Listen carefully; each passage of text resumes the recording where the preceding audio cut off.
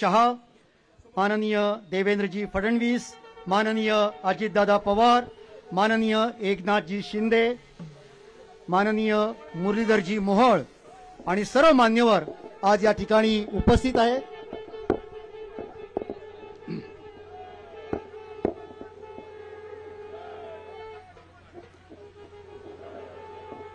महाराज प्रौढ प्रताप पुरंदर क्षत्रिय कुलावतंस सिंहासनाधीश्वर राजाधिराज राजा शिवछत्रपती की, राजा शिवछत्रपती की, राजा शिवछत्रपती की च्या प्रतिमेचं पूजन सर्व मान्यवर करत आहेत।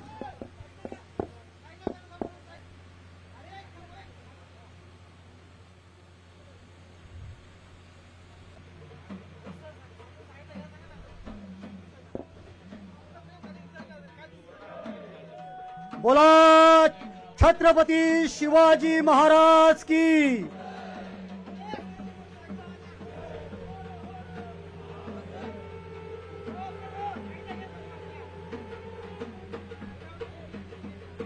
मी मंडळाचे अध्यक्ष माननीय रघुजीराजे आंग्रे यांनाशी विनंती करतो की सर्व प्रमुख अतिथींना घेऊन आपण व्यासपीठावरती स्थानापन्न व्हावं।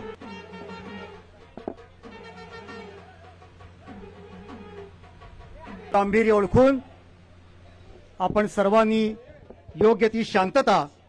ओरस अशोक पृथ्वीराज का, गुरु गोविंद राणा प्रताप का, विश्ववंदिनी भारत माँ का राज। माननीय मुख्यमंत्री देवेंद्रजी फडणवीस यांचा सत्कार आणि खासदार उदयनराजे भोसले,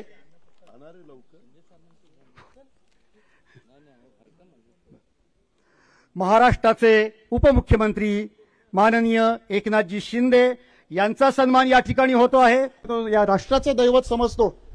अहिल्याबाई होळकर यांनी केलं होतं। आज त्या होळकर घराण्याचा सन्मान छत्रपती शिवाजी महाराजांच्या या राजसभेमध्ये होत आहे। लेखक अशोक बांगर यांचं मनापासून कौतुक।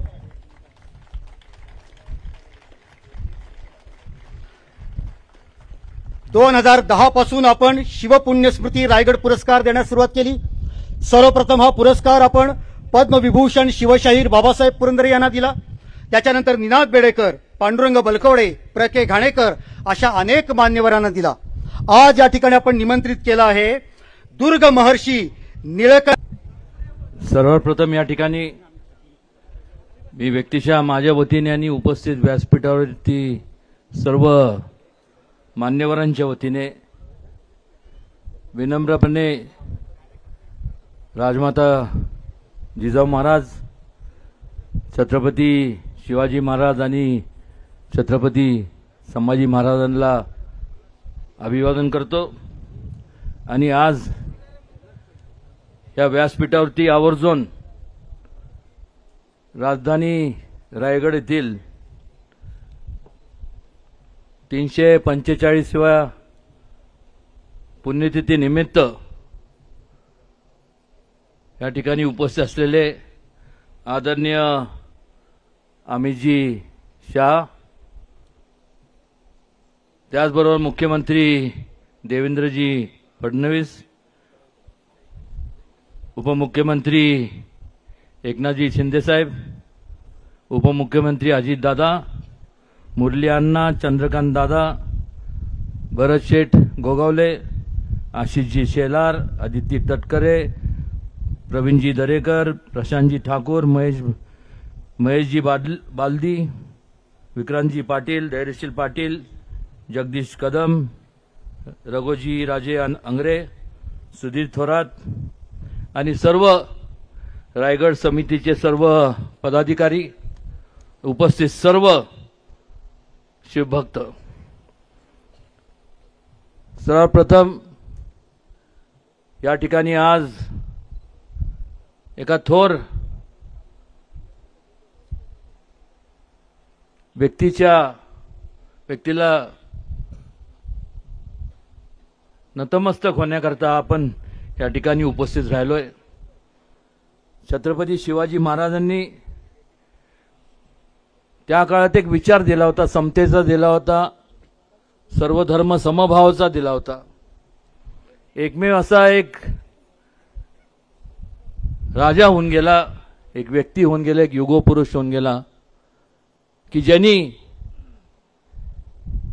नेहमीच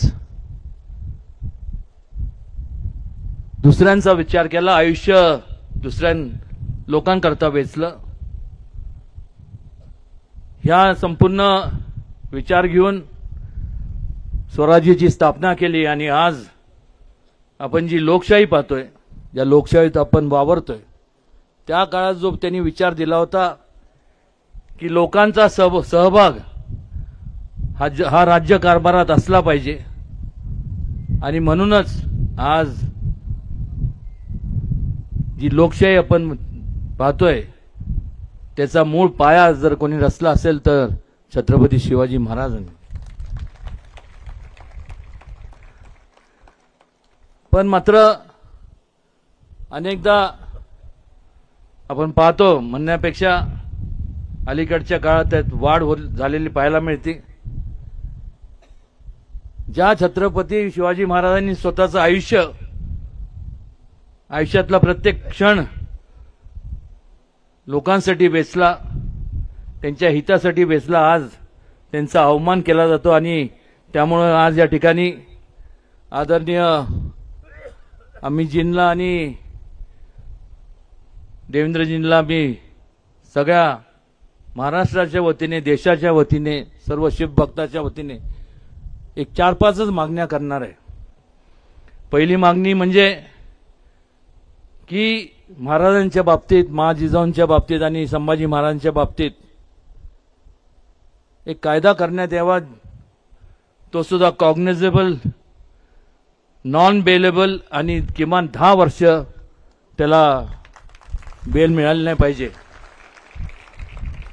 त्याचबरोबर छत्रपती शिवाजी महाराजांचं संपूर्ण शासन मान्य असा इतिहास शासनाने प्रकाशित करावा, जेणेकरून कुठल्या प्रकारचं भेदभाव होता कामा नये, कुठल्या प्रकारचं तेढ निर्माण होऊ नये. आणि सिनेमॅटिक लिबर्टीच्या बाबतीत एक सेन्सर बोर्डची स्थापना करण्यात यावी, जेणेकरून एखादा स्वतःच्या कल्पनेतून एखादी कादंबरी लिहितो, पण त्याला कुठलाही ऐतिहासिक त्याचे पुरावे नसतात. आणि त्याच्यामुळे अलीकडच्या काळात जर आपण पाहिलं तर मोठ्या मोठ्या प्रमाणावरती छत्रपती शिवाजी महाराज, संभाजी महाराज असतील, युगपुरुष जे संपूर्ण देशातले, या सगळ्यांच्या बाबतीत गैरसमज निर्माण समाजात होतो. आणि त्यामुळं एक सेन्सर बोर्डची स्थापना करण्यात यावी. मला मागच अमितजींकडे आणि देवेंद्रजींकडे मागणी केली होती की जसं रामायण सर्किट ही स्थापना झाली, करण्यात आलं, तसं बुद्ध सर्किट, तसं एक शिव स्वराज्य सर्किट करण्यात यावं. आणि कालच त्याची घोषणा केंद्रीय रेल मंत्री अश्विनीजींनी केली. खऱ्या अर्थाने छत्रपती शिवाजी महाराजांचं एक दिल्लीत एक भव्य असं स्मारक व्हावं, ही सुद्धा प्रत्येक शिवभक्ताची मागणी आहे. आणि त्याचबरोबर तो काळ आठवा, ज्यावेळेस या ठिकाणी निजामशाही होती, मुघलशाही होती. आणि अशा परिस्थितीत शहाजी महाराजांनी त्यांच्या मनात एक जो विचार होता स्वराज्याचा, आणि मासाहेब जिजाऊ महाराजांनी तो संपूर्ण छत्रपती शिवाजी महाराजांच्या अंगी उतरवला. त्यामुळे त्यांची जी होतगिरीला, शहाजीराजेंची होतगिरीला जी समाधी आहे दावणगिरी जिल्ह्यामध्ये, जी आर्किओलॉजिकल डिपार्टमेंटच्या देखरेखाली जरी असली तर त्याच्यासाठी पुरेसा असा निधी महाराष्ट्र शासनाने आणि केंद्र शासनाने उपलब्ध करून द्यावा। त्याचबरोबर आदरणीय मोदीजींच्या हस्ते अरबी समुद्रात छत्रपती शिवाजी महाराजांच्या स्मारकाचं भूमिपूजन झालं। कदाचित त्या ठिकाणी एन्व्हायरमेंटल काही इश्यूज असतील, इकॉलॉजिकल इश्यूज असतील। मी देवेंद्रजींशी कानावर घातलंय आणि एक मागणी आहे की ज्या छत्रपती शिवाजी महाराजांचं केंद्रात तर झालंच पाहिजे, पण महाराष्ट्रात देखील आज गव्हर्नर हाऊसच्या ठिकाणी जवळपास 48 एकर जागा आहे अरबी समुद्राला लागून, त्या ठिकाणी व्हावं असं अनेकांची मागणी आहे। ह्या सगळं हे जेव्हा आपण स्मारक स्थापन करतो किंवा बनवतो त्याचा मूळ उद्दिष्टच एवढा असतो की भावी पिढीला त्यातनं काहीतरी एक विचार घेता येतील, एक चांगल्या प्रकारे प्रोत्साहन मिळेल आणि चांगल्या प्रकारे त्या देशाची प्रगती होईल। ह्या सगळ्या फार वेळ न घेता एवढंच मी माझे सर्व शिवभक्तांच्या वतीने मी एवढीच विनंती करणार की ह्याची घोषणा आदरणीय अमित शहाजींनी आणि देवेंद्रजींनी करावी।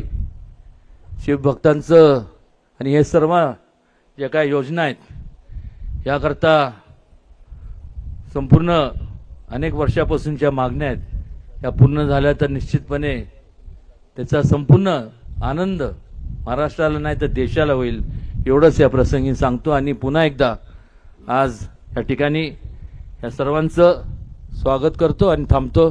जय हिंद, जय महाराष्ट्र, जय जिजाऊ, जय शिवराय। आणि म्हणूनच आज या निमित्ताने खरं म्हणजे आमच्या उदयन महाराजांनी काही मागण्या देखील या ठिकाणी केलेल्या आहेत। महाराजांची आमची चर्चाही झालेली आहे। त्या संदर्भात जी योग्य कारवाई करायची आहे ती तर आम्ही करणारच आहोत, कारण आमचं सगळ्यांचंच मत आहे की महापुरुषांचा अपमान, छत्रपतींचा अपमान करणाऱ्याला तर टकमक टोकावरनच लोटून दिलं पाहिजे। पण आपण लोकशाहीमध्ये आहोत, त्यामुळे लोकशाही अनुरूप या ठिकाणी नियम तयार करण्याचं काम हे आपण निश्चितपणे करू। आणि त्यासोबत जो छत्रपतींचा प्रमाण इतिहास हा राज्य सरकारच्या वतीनं तयार केला पाहिजे, निश्चितपणे हे काम देखील आपण हातामध्ये घेऊ। आणि यासोबत आपण अत्यंत महत्त्वाच्या 2 मागण्या केलेल्या आहेत। सगळ्याच मागण्या महत्त्वाच्या आहेत, पण या ठिकाणी अरबी समुद्रातलं जे स्मारक आहे ते सुप्रीम कोर्टात अडकलं, पण आता सुप्रीम कोर्टाने ते हायकोर्टाला पाठवलं आहे। महाराज, आपण महाराजांचे मावळे आहोत, हार मानणार नाही। हायकोर्टामध्ये लढून ते स्मारक आम्ही त्या ठिकाणी मोकळं करून घेऊ आणि कुठल्याही परिस्थितीमध्ये छत्रपती शिवरायांचे स्मारक झालं पाहिजे, हा प्रयत्न आपला असेल।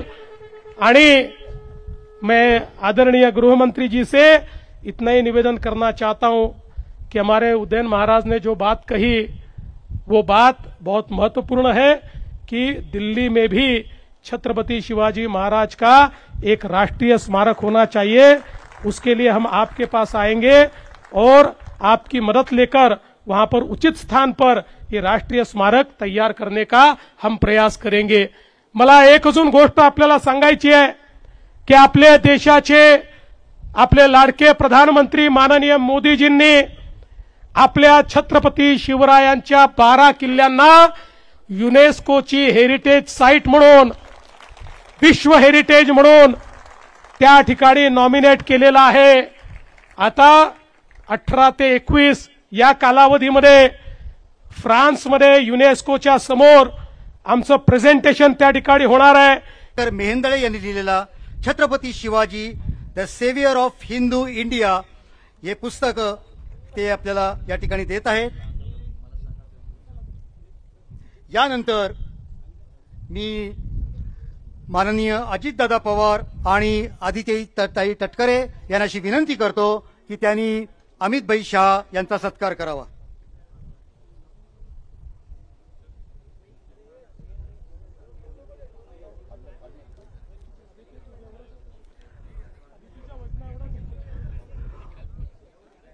महाराष्ट्र राज्याचे उपमुख्यमंत्री अजितदादा पवार आणि मंत्री आदितीताई तटकरे, मी महाराष्ट्र राज्याचे सांस्कृतिक मंत्री आशिष शेलार यांनाशी विनंती करतो की आपण या ठिकाणी माननीय अमितभाई शाह यांचा सन्मान करावा.